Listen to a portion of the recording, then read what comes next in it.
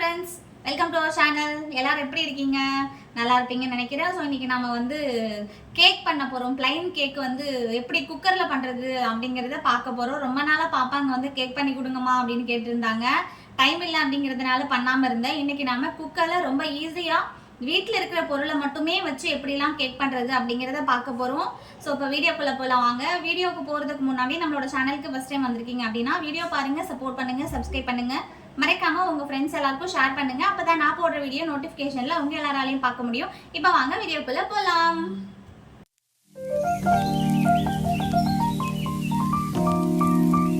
இப்போ நான் வந்து அதுக்கு தேவையான பொருள் எல்லாமே எடுத்து வச்சிருக்கேன். 3 முட்டை, பேக்கிங் சோடா, மைதா மாவு, 1 கப்பு காய்ச்சி ஆற வச்ச பால், 1 கப்பு சுகரு, பேக்கிங் சோடா, அதுக்கப்புறம் மிக்ஸ் பண்ணுறதுக்கு பவுலு, ஜலிக்கிறதுக்கு ஒரு ஜலடை. இது எல்லாத்தையுமே எடுத்து வச்சாச்சு. இப்போ இது 1 by 1 எப்படி ரெடி பண்ண போகிறோம் அப்படிங்கிறத பார்க்கலாம். ஒரு பவுல் எடுத்துக்கிட்டு ஒரு வந்து ஜலடையை வச்சுக்கோங்க.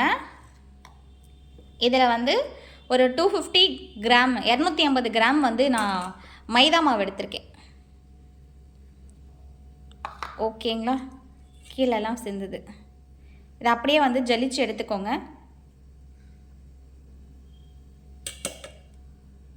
இப்போ வந்து மைதா மாவை ஜலிச்சாச்சு. இந்த ஜலடையிலேயே வந்து ஒரு 1/2 டீஸ்பூன் பேக்கிங் சோடா, ஒரு 1/2 டீஸ்பூன் பேக்கிங் பவுடர், இது ரெண்டுமே போட்டு அப்படியே நீங்கள் சலிச்சுக்கோங்க.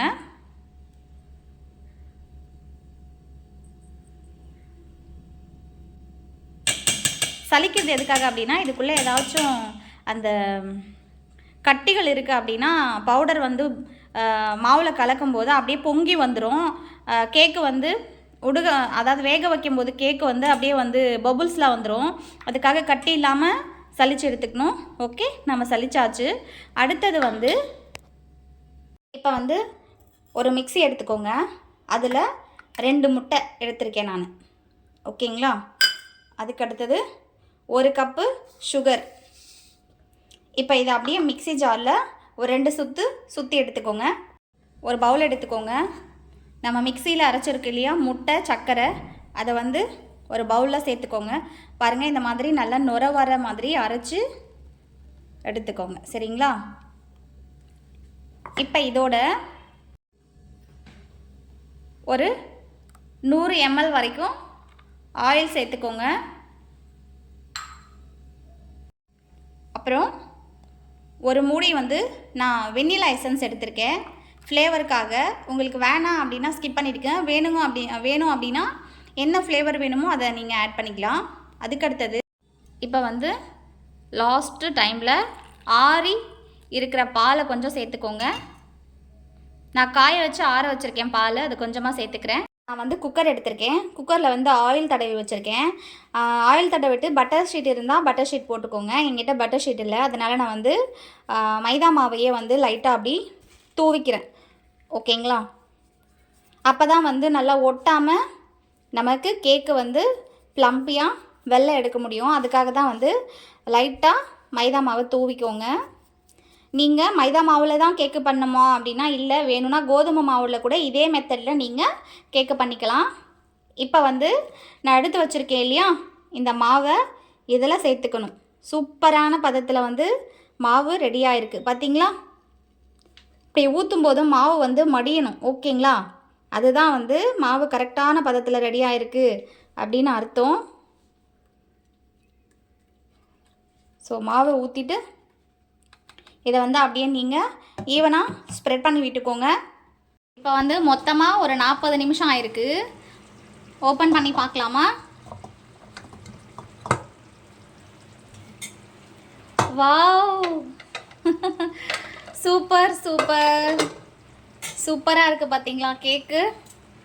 நான் வந்து ஒரு 20 நிமிஷம் இருக்கும்போது கூட ஒரு தடவை ஓப்பன் பண்ணி செக் பண்ணி பார்த்தேன். அப்போ கேக்கு வந்து வேகாமல் இருந்துச்சு, ஒட்டுது கத்தியில்.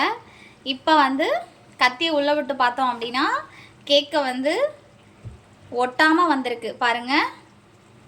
ஓகே, நம்மளோட கேக்கு வந்து சூப்பராக ரெடி ஆகிடுச்சு. இப்போ இதை அப்படியே ஒரு 10 நிமிஷம் ஆற விட்டு எடுத்தோம் அப்படின்னா தான் வரும். கொஞ்சம் நல்லா ஆறட்டும். 10 நிமிஷம் ஆயிடுச்சு. கேக்கு எப்படி வந்திருக்குன்னு தெரியல. ஆறிடுச்சு ஆல்மோஸ்ட்டு.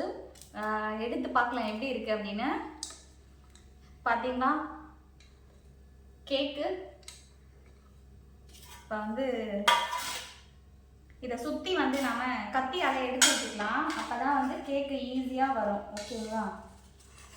நம்ம வந்து ஆயில் எல்லாம் அப்ளை பண்ணியிருக்கோம், அதனால் ரொம்ப ஈஸியாக வந்து எடுத்துட முடியும்னு நினைக்கிறேன். பார்க்கலாம். ஆறிடுச்சு. ஆறுனா தான் வரும், இல்லைன்னா வராது. நல்லா டைம் கொடுத்துருக்கோம், செட் ஆகிருக்கு. கத்தியில் கூட ஒட்டல, வரும்னு தான் நினைக்கிறேன். ஓகே,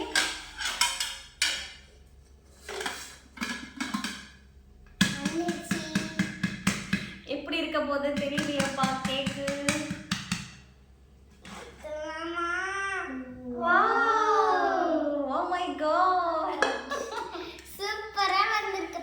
பாத்தீங்களா? முன்னாடி இருங்க, சூப்பரா வந்திருக்கு பாருங்க. ஓகே, கொஞ்சம் கூட கருகல, எதுவும் ஆகல, சூப்பரா வந்திருக்கு. சூடு இருக்கு இன்னும், ஆனா நல்லா வந்திருக்கு, சூப்பரா வந்திருக்கு. ஓகே, நல்லா சப்பையா இருக்கு. இருங்க கட் பண்ணி பார்க்கலாமா? பார்க்கிறதுக்கு எவ்வளோ சூப்பரா இருக்கு. எப்படி இருக்கு தெரியல, கட் பண்ணி பார்க்கலாம். உள்ள வந்து சூப்பரா கட் ஆகுது பாருங்க. கொஞ்சம் கூட ஒட்டல, ஆல்மோஸ்ட் நல்லா வெந்திருக்கு அப்படின்னு நினைக்கிறேன். காசே, ஓ மை காட், நான் எக்ஸ்பெக்ட் பண்ணவே இல்லைங்க. உண்டுமா பாருங்க, பஞ்சு மாதிரி வந்து எப்படி இருக்கு பாத்தீங்களா? நல்ல பஞ்சு மாதிரி வெந்திருக்கு இல்லையா? சும்மா அப்படி தொட்டாலே சாப்பிட்டு பார்த்துட்டு எப்படி இருக்குன்னு சொல்லுங்க.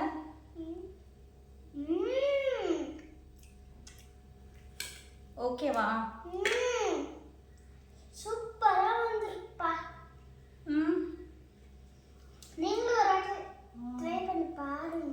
சூப்பர். பார்க்கறேன். நானும் ஒரு வாட்டி ட்ரை பண்ணி பார்க்கறேன். கேக்கு மட்டும் பார்க்கறதுக்கு நல்ல ப்ளம்பியா பாருங்க, அப்படியே ஸ்மூத்தா இருக்கு. சும்மா அப்படி தொட்டாலே போதும் நசுங்குது. ரொம்ப சூப்பரா வந்திருக்குங்க. ரொம்ப ரொம்ப சூப்பரா இருக்கு. இதை பாருங்க, பூ மாதிரி அப்படியே ஆவி பறக்குது. ஓகே, சூப்பரா வந்திருக்கு.